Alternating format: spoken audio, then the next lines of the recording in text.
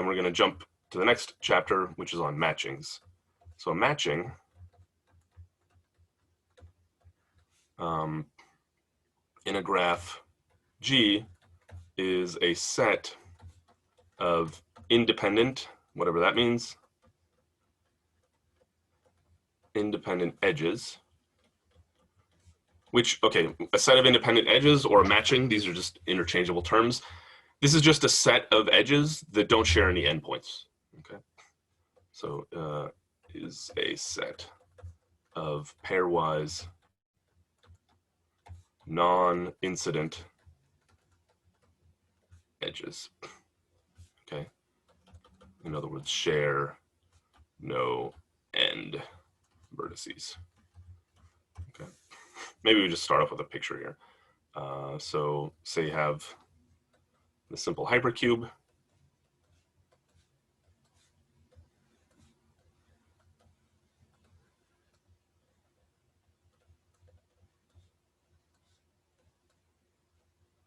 Then a matching in this graph could be like this edge, and this edge, say. Those three edges are a matching because they don't share any end vertices. In other words, they're independent and they're a matching. I can actually make an even bigger matching, right? This is one matching, but there's another matching if I add this edge here. Let me choose a different color here just so we can illustrate. There's many different matchings, right? I could take this edge, this edge, this edge, and this edge. That blue matching is separate from the red matching, and it's bigger too. You notice it has 4 edges. And actually the blue one is as big as you could ever hope for, right? You've got 8 vertices. The biggest matching you could ever have is 4. You may not have a matching of that size, but you might. Okay, so that's actually like a little update. A matching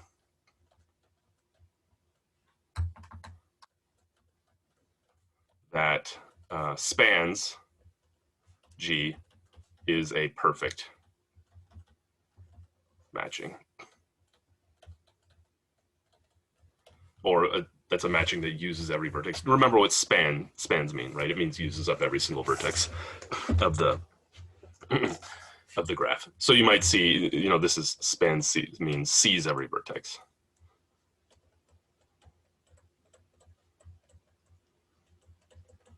Okay. So some graphs have perfect matching, some don't. Like you know, I mean, maybe just for now, like one really simple example would just be like an odd cycle. I mean, this clearly won't have a spanning matching because it has an odd number of vertices, right? I mean, that immediately rules it out. But having an even number of vertices is not good enough either on its own to give you you know, a matching. For instance, you could have like a simple star or something like this on 4 vertices here. This won't have a perfect matching either, right? Every edge is incident to the central vertex, so at best you're getting one edge. Okay, so matching simple. Like most things in graph theory, you know, when you ask, does there exist one?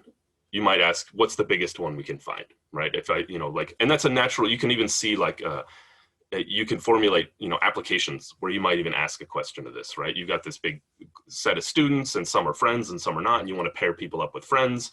And like, you want to do it so that you can make the most pairs of friends or something like that. You'd be looking for the biggest matching among the edges in the graph there. Okay. Yeah.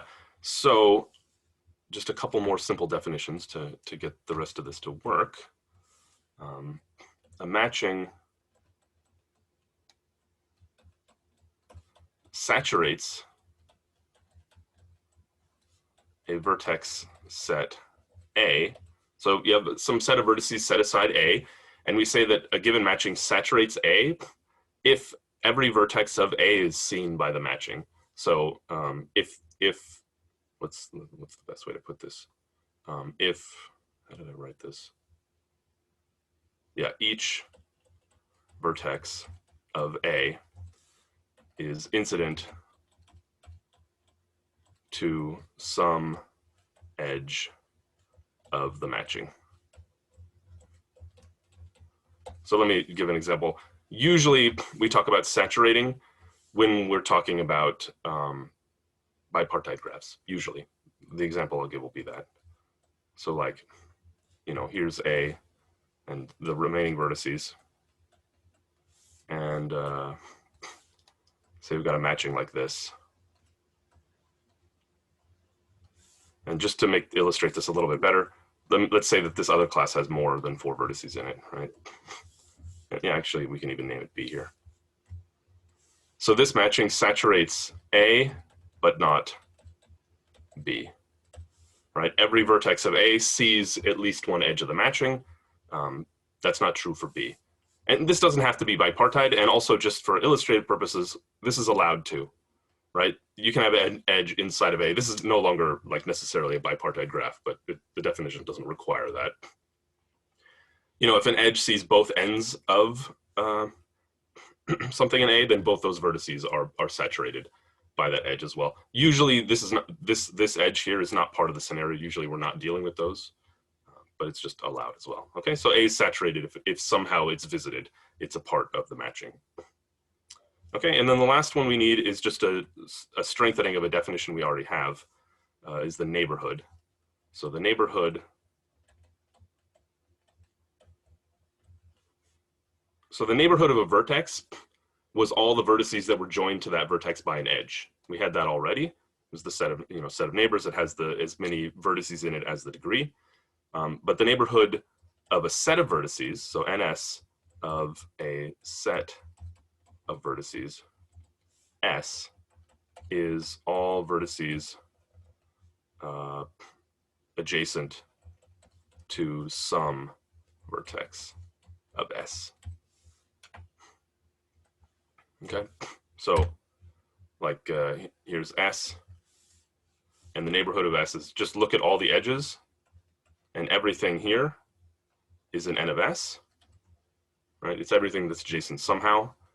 What's kind of a little bit interesting scenario though, when you talk about a set of vertices S, and you're looking at their neighborhood compared to like ordinarily just a single vertex. Like, what is this picture not illustrating that might happen?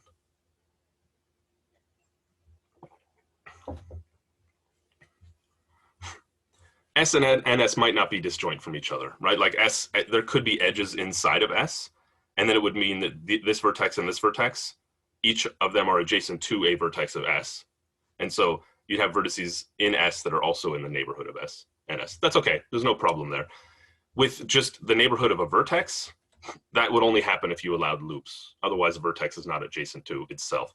But when you have a set here, vertices in the set could be adjacent to other vertices in the set, thus including them in N of S. Not an issue, but it is allowed for in the definition there.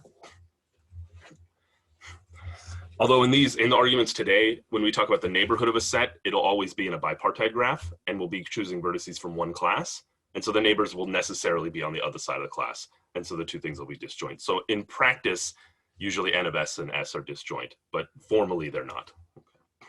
Okay, so what's the theorem now that we've got these pretty simple things? Let's just scroll up one for 1 minute here. Matching's just a set of edges that don't touch each other. And we're gonna look to maximize those things there. Saturation is a little bit technical term, but it just means that that set A sees every edge of the matching.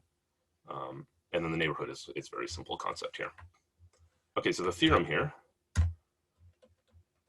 is Hall's marriage theorem.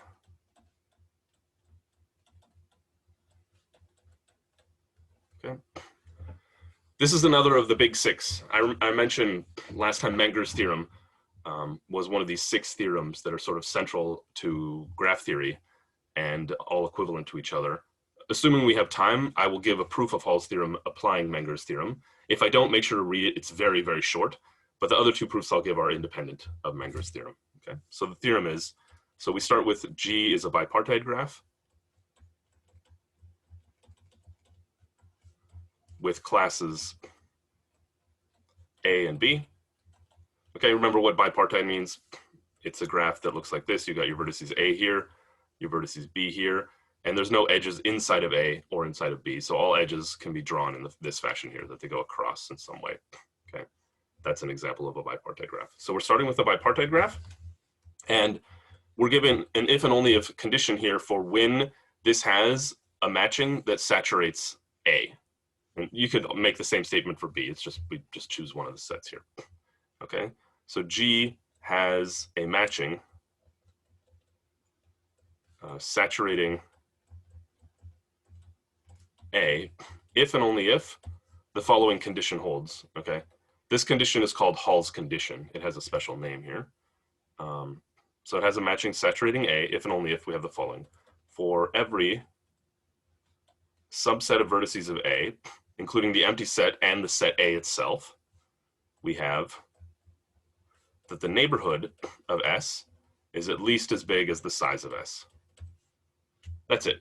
Okay, it's a very simple statement here. So let me stay with this. So this is called Hall's condition, or sometimes the marriage condition. Okay. Good to be aware of this term here. You'll often see it in the literature or in books just referred to as Hall's condition, this very simple statement here. Okay, so what does this say? This says that if I wanted to test if I have a matching or not, I'd have to go through this procedure, which, like a lot of the ones we've seen, practically speaking, is not practical. But you could do it. You could look at every single vertex subset of A, check the size of the neighborhood. So not exactly how many edges are going out. That doesn't count the neighborhood because there might be overlap, but you could still figure out how many neighbors there are. Look at all the neighbors and say, are there at least as many neighbors as in the set I chose? If you win this condition for every single set here, you will have a perfect matching. Okay, that's what Hall says. Okay, let's clarify a couple of things real quick here.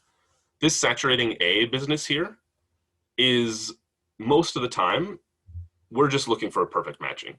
If the set of size A and the set of size B are the same there, then saying you have a matching saturating A means that every single vertex of this graph sees an edge, because you have one edge going out of each A, and each of them hitting a different vertex in B. And if A and B had the same size, everything would be hit there. Okay, so in that case, if A and B are the same size, then the statement doesn't just say saturating A, it says G has a perfect matching if and only if this condition holds here. You'll often see it written that way. Here I want this theorem a little bit stronger. In this case, I allow for B to be bigger than A. Okay, notice if B is smaller than A, there's no possible way that Hall's condition can be satisfied. Right? If B is smaller than A, think about this part here. When I take the set S to be all of A itself, its neighborhood is bounded above by the size of B. All the neighbors of A live inside of B. If B is smaller than A, then the neighborhood of A has no chance to be bigger than B there. Okay, so actually the marriage condition is like really cute. It makes all these like simple guarantees, and you don't have to say things like, oh, A better be at least at most the size of B, because otherwise there's no possibility to saturate. That's actually included in the statement there. Okay. So before we get to the proofs, I want to just confirm real quick that this is clearly necessary for the but we'll prove that it's sufficient. Okay, so necessary. So what do I mean by necessary? I'm asking, can you have a matching and not have this condition here? Or basically, if you have a matching, do you have this condition? Does a matching give this condition? The reverse is the hard part. If I have this condition, how do I find a matching? That's not clear. But if I have a matching, Hall's condition is clearly satisfied. Why is that? Well, take a set S in A. I don't know what it looks like, of any size. I just need to make sure that its neighborhood is at least as large as it. If I know that there's a perfect matching, not a perfect matching, but a matching saturating A, it means that every vertex of S has a red edge going out of it, right? A matched edge going out of it, and they don't meet the same thing on this side here. They can't. There may be additional edges coming out of S, right? They might look like this. They might go elsewhere. There might be additional edges, but there's definitely these red edges going out to unique vertices. So the neighborhood of S includes everything here, but in particular, it includes the endpoints of those red edges, of which there are S many exactly, one for each of the vertices here. So this means that N of S is definitely at least S. Okay, so it's clearly necessary, right? It absolutely, if you have a matching saturating A, you're going to get this condition here every time. The reverse is less clear though, right? Why should this guarantee you have a matching? It does guarantee one thing. So one thing it guarantees is it says that every vertex has degree at least what? Just as a sanity check here. So for every subset of A, we have at least as many neighbors as the size of the subset. So if A is a single vertex, right? So grab a single vertex. What's the size of a neighborhood of a single vertex at least, according to Hall's theorem, Hall's condition? It's at least 1, right? The size of S is 1 when it's a single vertex, so the neighborhood is at least 1. Well, that's good as well, right? There'd be no chance to have a matching if you had vertices of degree 0 in A. So, but that doesn't, the existence of vertices of degree 1 in A doesn't guarantee a matching, right? Like you can have this picture here where you have 3 here and 2 here, and like, you know, this graph here, for every single individual vertex, you have Hall's condition for individual vertices. But if you take this whole thing here as S, the neighborhood here is too small, right? So it doesn't pass Hall's condition. So according to the marriage theorem, it couldn't have a perfect matching, and obviously it doesn't have a perfect matching. We already discussed that. Okay, so let's actually prove it. And so we need to prove sufficiency. So what we're going to do in all the proofs is we're going to assume Hall's condition. We're going to say we've got our bipartite graph. Every subset of A has a large neighborhood who's not smaller than the size of S. And then I want to find this matching saturating A somehow. Okay, and assuming we have time, we'll give 3 proofs of this. Okay, so the first proof is the least interesting maybe, but sort of the most straightforward. It's induction on the size of the vertex set A. Okay, so we do this for all bipartite graphs with class size A and so on. I'm not going to check it, but when A equals 1, it's very easy to check that the theorem holds. Actually, we just confirmed it a moment ago. If A is 1, you have a single vertex. Hall's condition says every subset of this set of vertices has at least as many neighbors as the size. Well, there's only one vertex, so it says this guy has at least one neighbor in the class B.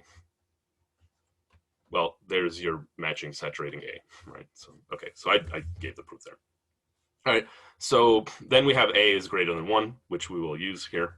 Let me jump ahead here. And so we have now 2 cases here. And the first case appears pretty artificial, but the first case is that not only is Hall's condition satisfied, it's satisfied in some strong way. Okay, so it says that every subset S of A, and this has to be a proper subset, and it has to be non-empty. You'll see why, otherwise it doesn't make sense. So every non-empty proper subset S of A satisfies a stronger Hall's condition. It satisfies that the neighborhood of S, it should be at least S given by Hall's condition, but let's suppose it's even better. It has strictly more neighbors than the size of S. Okay, Hall's condition is just without this +1 here. I'm saying, what if we even have more? Now, you'll see, if you think about it for a moment, why I only made this claim for S empty set. Actually, for empty set, not the empty set and not the full set. If I claim this for the empty set, it would say that the neighborhood of the empty set is greater than or equal to 1, which is nonsense. The neighborhood of the empty set of vertices is there's no neighbors. And I can't claim it for A either, because this would require then that B be strictly larger than A, which I don't want. That's not part of the theorem. Okay. Okay. So I have this stronger Hall's condition. What was I going to say?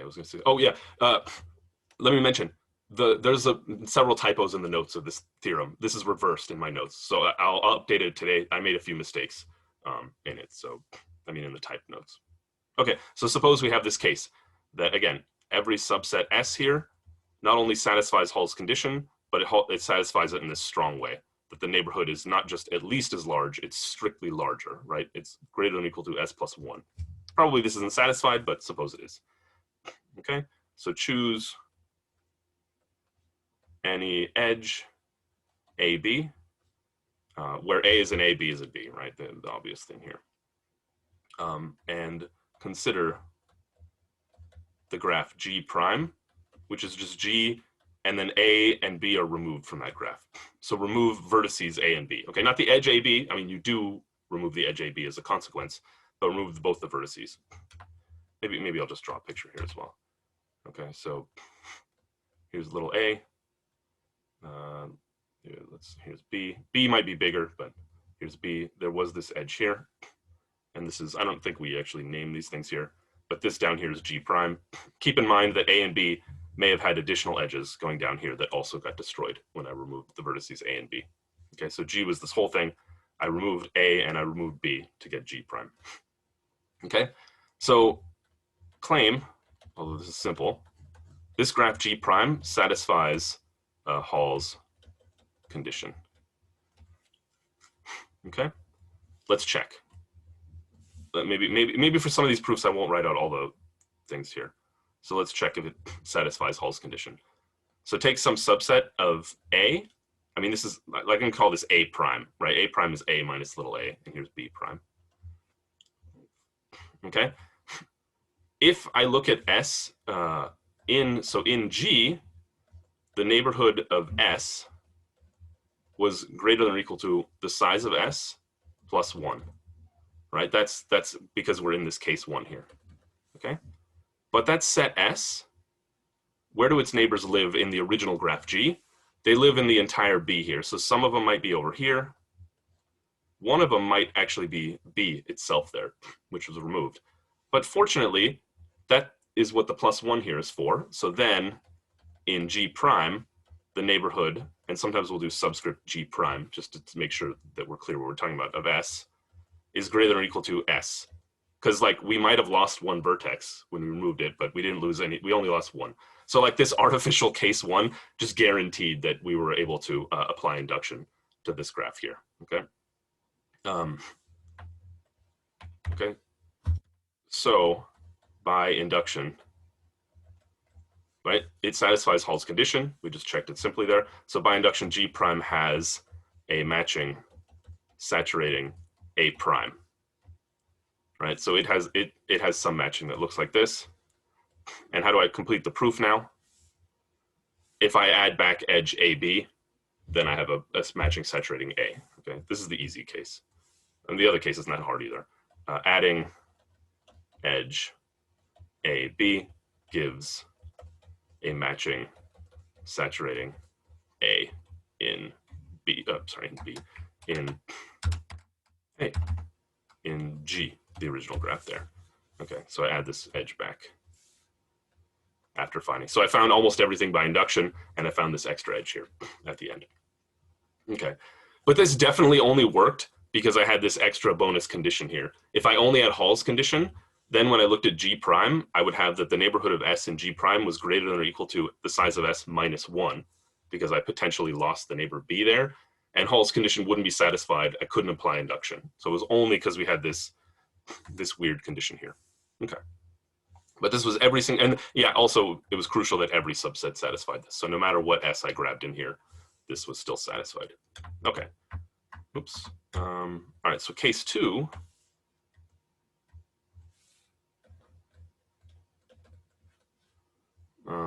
Case 2 is that there exists a subset. So again, it's not empty. Is that what I wrote up here? Yeah, okay, good. S, proper subset of A that fails the condition above there, such that, okay, so this set S, it definitely satisfies Hall's condition, right? I mean, it's a subset of the vertices of A, and we're given Hall's condition. But what it doesn't do is it doesn't have this bonus, right? Because we're not in case 1 anymore. So what that means is actually, and let me rename this S instead, just because it's going to be a little bit nicer here. Let's not call this S, let's call it A prime. Okay, A prime is just the counterexample to case 1's S, such that the size of A and the neighborhood of A prime, sorry, what can you tell me about the relationship between these two? A prime is definitely at most an A prime. That's by Hall's condition. And it's not, NA is not strictly more than A prime, because otherwise we'd be in the previous case there. So we actually get equality here. So after we rule out case 1, case 2 says, well, there's some subset where you get equality here, which is nice, because in case 2, that allows us to do the following. Here I really want to draw a picture to give the proof. So that means that here's all of A, and I can split it up into A prime, and this is A minus A prime. Okay, the whole set there is A. Okay, then there's B over here, and part of B is the neighborhood of A prime, right? All the edges coming out of here, this is where they terminate in NA prime. And I know that NA prime has the same size as A prime. Moreover, just because A prime was was a strictly proper set, there's definitely vertices down here. That's important. We're going to apply induction to the top part in a moment. Okay. So this part of the graph here, from A prime to NA prime, that's going to be G prime there, okay? And this part of the graph down here, the rest, is G2 primes. Okay, so let's look at edges in this graph, where they go. So edges from A prime go to NA prime, right? They look something like this. The edges from this set down here, A, they go across, they might actually go to NA prime, right? I can't rule that out. And edges from B, where do they go? Or where do they not go? Edges from B, from this part's B minus NA prime. Where do edges from this bottom part go? A minus A prime? Yeah, exactly. They can only go here. Because if they went up here, then they'd be part of the neighborhood up here, okay? So I need to be careful though. There's edges like this and there's edges like this, potentially, but I'm gonna put it in dotted red here. There's no edge like this. Okay, there's no edge like that. That violates the definition. Okay, so that means that actually G prime satisfies Hall's condition. Okay, why does G prime satisfy Hall's condition? Well, let's grab a subset of it. Right, grab a subset of A prime. All of its neighbors live over here, right? So they all live in G prime. And we already know by Hall's condition on G that the size of this blue set here is at least the size of this set inside of here. And it's just completely restricted to G prime. So the same condition holds on G prime as held on G. Okay, so G prime satisfies Hall's condition. So what it actually means is that there's a matching saturating A prime in G prime. So there's a matching that looks like this. I'm going to draw red edges here. Like I can find this. And it's even nicer, it actually uses up every single vertex of A prime and NA prime because NA prime had the same size as A. Okay, so I've already got like part of my matching. I need to fill in this part down here. Okay, and so the claim is G prime does too. Okay, so G prime also satisfies Hall's condition. That's my claim. So if not, then what? If G prime doesn't satisfy Hall's condition, then it means that there's some subset in A minus A prime. So if not, then there exists a subset in A minus A prime such that what?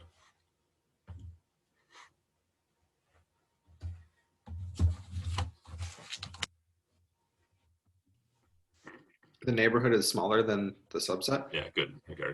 So the neighborhood of S is smaller than the subset. Let me pause for a second here.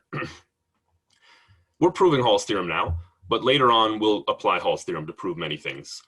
The typical application of Hall's theorem will be to find a perfect matching, right? Or to find a matching. So what you'll say is you'll do a contradictive proof and you'll say there's no matching because I want to find one, say there's none.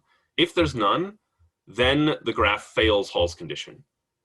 Failing Hall's condition is great because that gives you something concrete. It says, hey, there's a subset S that has this thing here that's like problematic. You know, using Hall's condition is satisfied is hard because it's like it says for every subset you have a good neighborhood. Like that's a lot of things at once. But failing it is nice because it gives you a concrete thing that like this happens. Oh no, like hopefully that leads to some sort of contradiction. So this is something to keep in mind. It's a very standard way of doing this. I mean, here we're actually proving the theorem. Okay, now, where does N of S live though?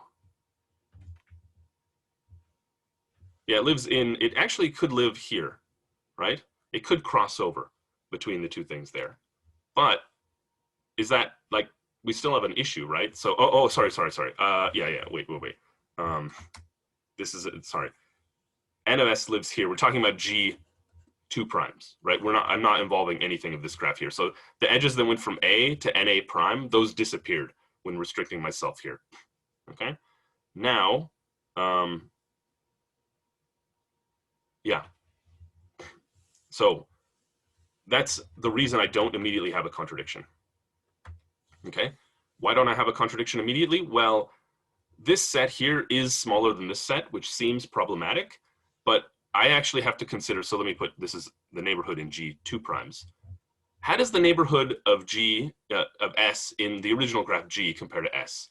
That might actually also include some things up here, which would magically make it bigger than this guy here. and satisfy Hall's condition. So how can I update this S here to still show that I failed Hall's condition in the original graph, which would be a contradiction, right? So like, look at this. So this green piece here, that is the neighborhood of in G prime of S. And the bigger thing altogether is the neighborhood of G in S. And at the moment, the neighborhood in G of S, we know that it's at least the size of S. That's given to us by Hall's condition, okay? But I can find a different contradiction somehow else. Does anybody see it here?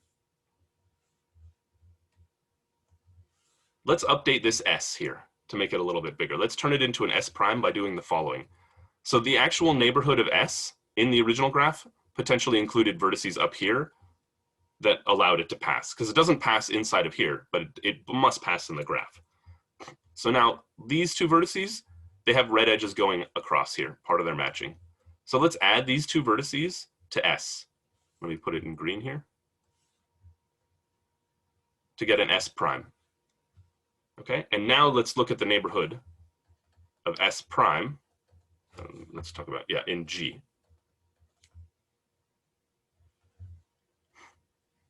Well, how does it compare to the size of S prime? These vertices down here in the lower part, their neighborhood in the lower part is smaller, and the extra vertices I added here have one special added thing here. And so I still have this condition here. Like, the things that I grew them by to pass Hall's are accounted for by the things that I added into S prime here. Uh-oh. No, that's not right. That's not right. That's not right. Sorry. Someone tell me why that's not right. Even if we can't fix it, you can tell me why it's not right. What's wrong here? I can't just go adding vertices here, because the neighbors of these two vertices, they're not just these two red ones, right? They could be like all kinds of stuff up here, right? Yeah, okay, so what am I getting wrong here then?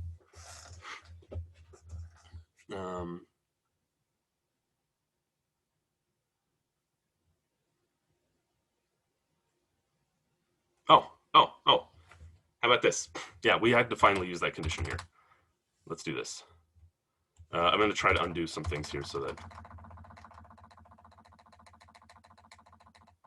we're going to do the same strategy. Okay, we're going to do the same strategy, but what we're going to do, so here's S and here's N of S, which is in G prime, which is too small. Let's add all of A prime to S to get S prime. Okay, so now I have this little green thing plus all of A prime. That's my S prime. Okay, where do those neighbors live?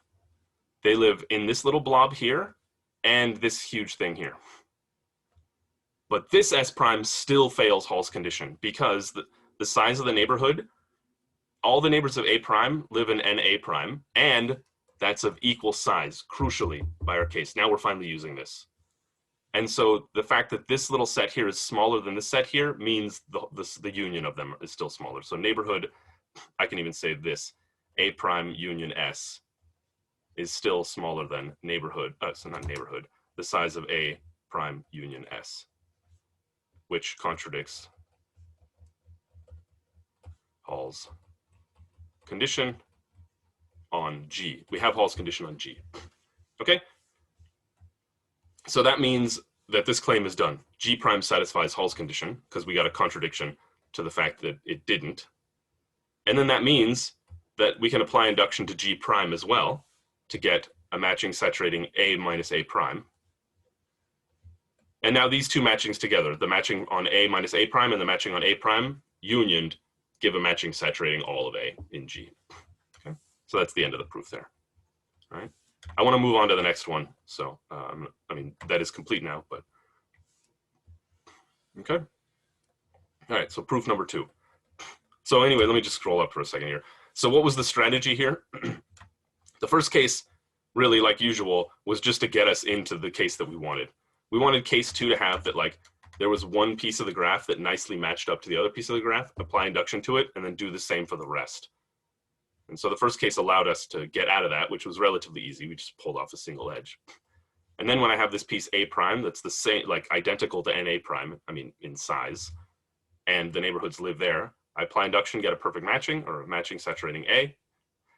And then down here, I just had to check that G prime also satisfied Hall's condition. And it did, because if it failed it, there was a set that failed it, right? An S prime whose neighborhood was too small. And then I could artificially create a set in the original graph that failed Hall's condition by just adding all this stuff to S and adding all this stuff to the neighborhood of S, which was valid. And then it meant that that set failed Hall's condition in the original graph. But nothing fails Hall's condition in the original graph because that's our condition that it passes. Okay, so, all right, so I have to make a decision here. I can't do both of the proofs, but I'll do proof number 2 that doesn't use Menger's theorem. Read the one that uses Menger's theorem. It's incredibly easy anyway, like it's almost instantaneous, so it's the natural one to spend time reading. This one's a little trickier. Okay, so proof 2 is, okay, we've got G, and it's bipartite A and B, and it satisfies Hall's condition. We're gonna let H be an edge minimal spanning subgraph of G that satisfies Hall's condition. Okay? Maybe it's the same size as G, I don't know. So you've got G, it satisfies Hall's condition. Look at every single spanning subgraph of it that still satisfies Hall's condition. Among those, take an edge minimal one. Okay, and what we're going to show is that the edge minimal subgraph of G that satisfies Hall's condition is literally a matching saturating A. Okay, so we show for every vertex A in set A of H, the degree of A equals 1. Why does that prove our theorem? Well, here's my graph. Here's A and here's B, and here's H. H was a subgraph of G. Moreover, H satisfies Hall's condition. And I'm going to prove that every vertex of A has degree 1. So a vertex has degree 1. Great, it's got one over there. Here's another vertex. Can its vertex of degree 1 go there? No, because these two vertices would not satisfy Hall's condition. Their neighborhood is a single vertex, which is smaller than 2. So necessarily each vertex has its own unique neighbor in B. So this is H. H looks like that.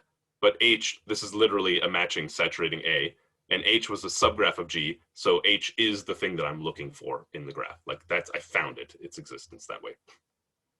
Okay, so that's what I want to show. I want to find that the degrees are actually 1 here.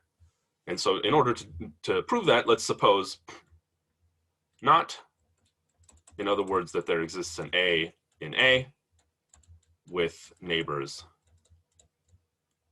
B1 and B2, which are necessarily in B. Okay, so here we'll draw a big picture to do most of the proof here. So here's A, let's make the set bigger than that. So here's A, and here's the little set A, and then here's B over here. And we know that A has at least 2 neighbors. I'm going to call this one B2, and this one B1. Okay, and I want to get a contradiction from this picture. So the graph H minus AB1 and H minus AB2 fail Hall's condition by minimality.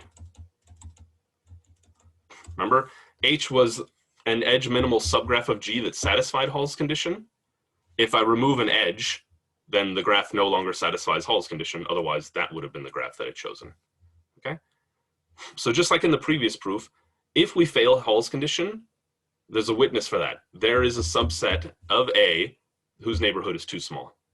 Okay? So there exists A1 and A2 such that the neighborhood of A1 in the graph H minus AB1, you have to be careful here, this is too small. It's smaller than A1.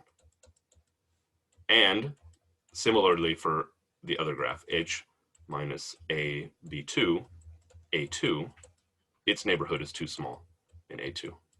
Those two graphs, these two subsets must exist. Let me illustrate them here. So first of all, A1 and A2, observe they better include the vertex A.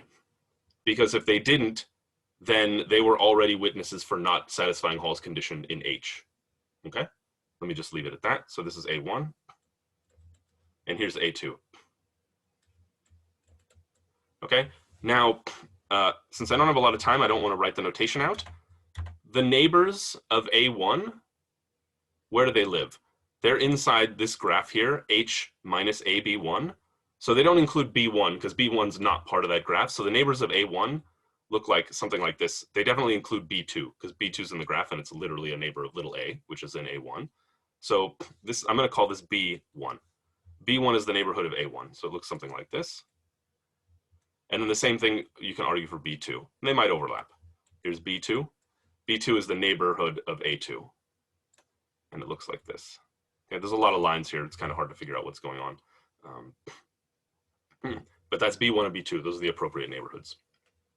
Okay, and so from here, yeah, and again, B1 is definitely, little b1 is definitely in B2 because B2's, we're discussing the graph A minus B2. So that edge is not present, right? This edge gets removed, but B1 is a neighbor of little a, and little a is included in A2. So little b1 is included in B2, okay?